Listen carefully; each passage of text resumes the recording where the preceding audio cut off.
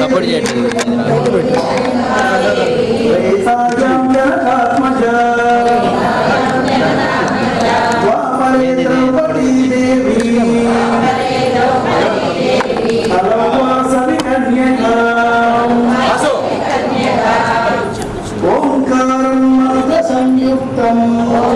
అందరి గోత్రాలు కనిపించినాయి అని అనుకుంటాను. ఏదైనా కనిపించకపోతే ఇప్పుడే అడగండి, మళ్ళీ తర్వాత అడిగితే నాకు గుర్తుండదు. అక్కడే ఉండి పోనండి.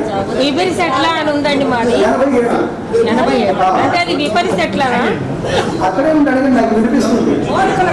70 ఫ్రంట్ లో చాలా చైర్స్ ఖాళీ ఉన్నాయి.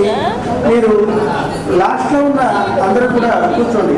మేయర్ గారు మీరు కూడా కూర్చోవాలి. ఎక్స్ట్రా కుర్చీలో కూర్చోండి.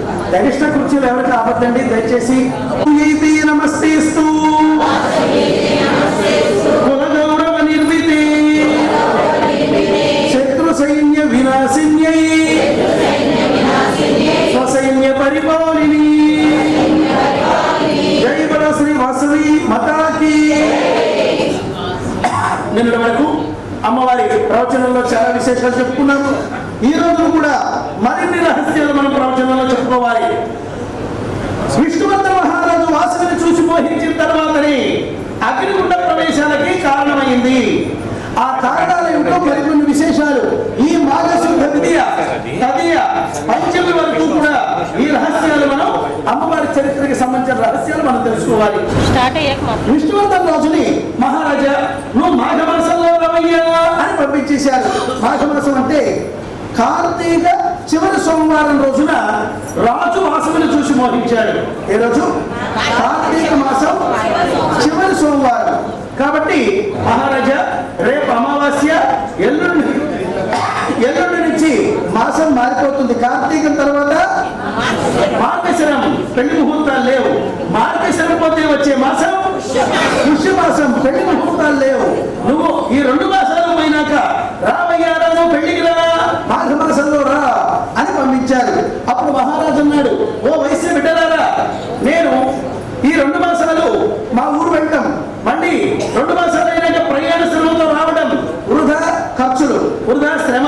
అందుకని చెప్పి నాకు చక్కని ఆలోచన వచ్చింది. ఏమిటంటే ఎలాగో పెనుగుండకు వచ్చిన వాళ్ళు వచ్చేసారు కాబట్టి ఈ 2 మాసాలు మీ పెనుగుండలోనే ఉండి మీ ఆర్య వైశ్య బిడ్డలతో సరస సంభాషణలు చేసి 2 మాసాలు 2 నిమిషాలలాగా గడిపేసి ఇక్కడే మాఘమాసంలాగానే పెళ్లి చేసుకుని 3 నిద్రలు కూడా గడిపేసి ఒకేసారి దంపతి సమేతంగా వెళ్ళిపోతాం. ఎలా ఉంది నా ఆలోచన అన్నాడు. పిల్లలంతా పకాలు వేరు. ఏమిటయ్యా మహారాజా, కాబోయే అల్లుడు అత్తగారింట్లో 2 మాసాలు ఉంటాయి అనుకుంటే గౌరవం అనుకుంటుందా?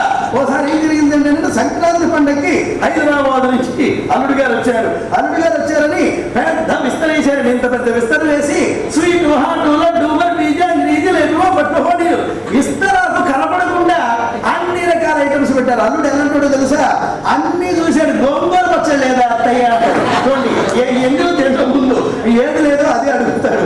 అలాగా అల్లుడి గారికి ఏం చేశారు, సంక్రాంతి పండుగ రాజరాజు అల్లుడు గారు వచ్చారని చెప్పి ఇన్ని రకాల ఐటమ్స్ అన్ని పెట్టేసరికి అల్లుడు గారు అనుకున్నాడు, ఓహో ఒక పూట మా అత్తగారింట్లో భోజనం ఇంత మధురంగా ఉంటే నేను పర్మనెంట్ గా ఇక్కడే ఉంటే రోజు ఇలాగనే తినొచ్చు కదా అనుకున్నాడు పాపం ఆయన.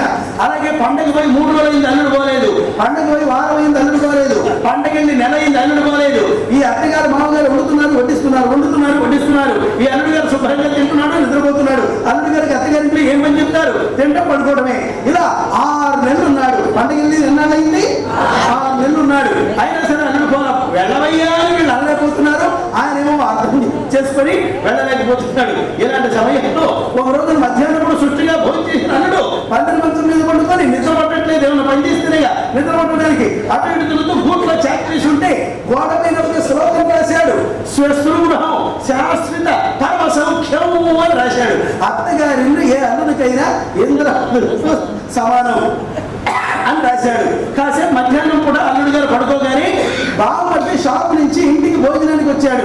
శ్లోకం చదివాడు. ఓహో మా బావ కదిలే పరిస్థితిలో లేడని ఆ శ్లోకం కింద ఇంకో శ్లోకం రాశాడు. ఏమిటంటే త్రీ రాత్రించ ధనం చాపల్య సులక సమాన అని రాశాడు. ఏ అల్లుడు 3 రాత్రుల కంటే అల్లుడిగా అత్తగారింట్లో ఎక్కువగా ఉంటాడో పోయేది కాబట్టి ఆయన రాశాడు. అయినా సరే అల్లుడు పోలేదు. ఇప్పుడు 3 రాత్రులు అంటే శివరాత్రి, నవరాత్రి, సంక్రాంతి ఈ 3 పోతే పోతానన్నారు. ఇట్లా కాదని చెప్పి ఆ స్వీట్లు హాట్లు మొత్తం తీసేసి ఉప్పు ఆవకాయ పెట్టేసరికి దెబ్బలు వారిపోయినాడు అల్లుడు. కాబట్టి ఓ విష్ణువర్ధన మహారాజా, నువ్వు కూడా ఈ 2 మాసాలు అత్తగారి ఇంట్లో ఉంటే ఆయనకి పట్టిన గడ్డే నీకు పడుతుందయ్యా, వెళ్ళవయ్యా వెళ్ళు అన్నారు. అలాగే నేను